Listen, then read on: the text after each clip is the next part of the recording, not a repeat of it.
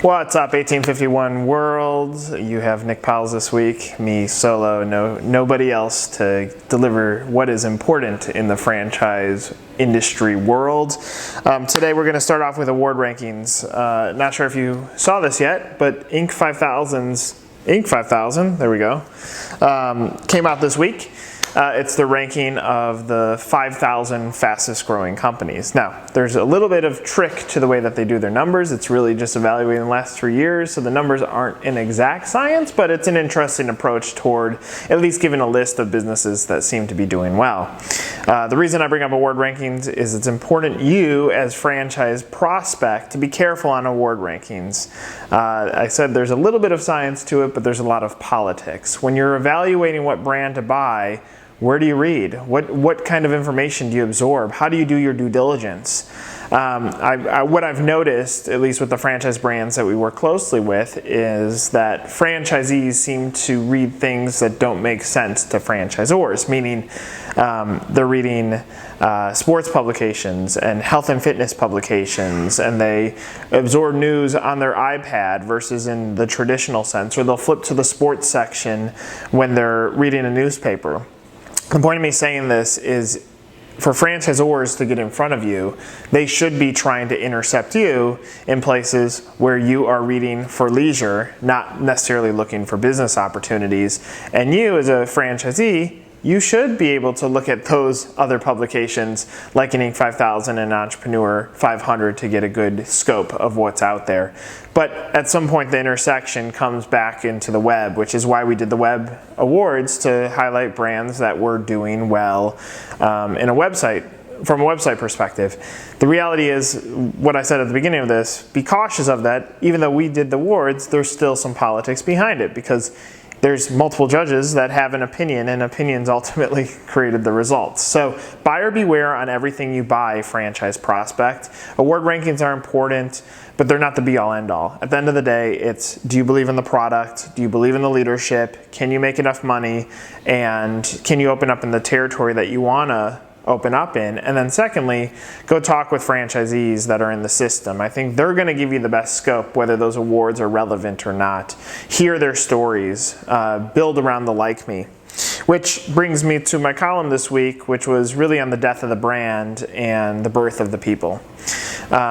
Before I got into franchise PR, I was a journalist. I was a rock star journalist. If you were to zoom in closely, you would see the hoop earring holes that still exist in my ears. So long before I was on the business side, being a rock journalist, I was in this sexy lifestyle of covering musicians. But when I got into franchise PR, what I found to be most inspirational was the fact that even though it was just one story in a daily newspaper, we were able to help you, the franchisee, just a little bit to try to create some buzz and make you a local celebrity. At the point that I got into franchise PR, I didn't know exactly what that meant, to make you the local celebrity. But the reality is, you being a local celebrity is great for the brand. And the beauty and the sexiness of a franchise brand is it's built of so many people that come from a local celebrity background. You are ingrained in your community. You are the face of it, and you represent that brand. So the death of the brand doesn't mean that brands are going to go away. It's that people need to continue to be the forefront of the brand. And franchisors, you should leverage your assets. Your best assets are your people. Make sure you're campaigning around them. And the people, you franchisees within the system, be proud of the growth. I don't like hearing when franchisees say, I don't want any more units in my marketplace. If there's more units in your marketplace, it's going to create a greater brand awareness, which will allow you to make more money. You as a franchisee should be shouting loud at the franchisor to get more people in my marketplace, because if I have more people in here, there's more locations, there's going to be more brand awareness, more energy towards marketing, and more money to my bottom line.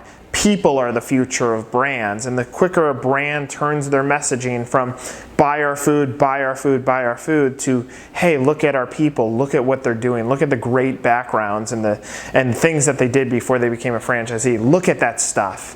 That's the point that brands start to disrupt. That's the point that brands start to get you, the franchise prospect, to believe in their brand, not the awards that come out. Another story that was important over this week is the overtime proposal. It's continuing to have somewhat of a trending factor on 1851. You can see the story, whatever direction you're looking at based on this video. It's somewhere on here. But there's this overtime proposal that overtime is going to raise, or the threshold of where you pay employees is going to raise to anyone that makes under now a higher amount. Wherever the government settles, who knows. But this is causing some fear to many franchisors that say, well, now this is going to create more cost for us and more cost for the franchisees as well. So there's a lot of things going on from a government standpoint that are causing concern for franchisors, franchisees, suppliers, and prospective franchisees alike. And it's important for you to understand what's coming out in the form of politics before you buy. Understand the groundwork that's going to go into you being a local business owner. Understand that your town, if you're in Seattle, is proposing a higher minimum wage, or Chicago proposing a higher minimum wage. What does that mean for your business? And now look at how much money you have to invest in. If you have a significant amount where that wouldn't affect you from the way that you business plan, great. But maybe that means you scale back to finding the right opportunity that makes sense. There's a great tool out there called BQual that was created by Bowfly that is designed to help you, the prospective franchisee, find the right amount of money that you could potentially invest into it. You're qualifying prior to figuring out what franchise brand makes sense for you. There are great tools out there to help you defeat some of the things that are coming out, from overtime proposals to minimum wage increases. There are tools out there. Make sure you as a franchise prospect are aware of what's out there so that you can be successful as a franchisee.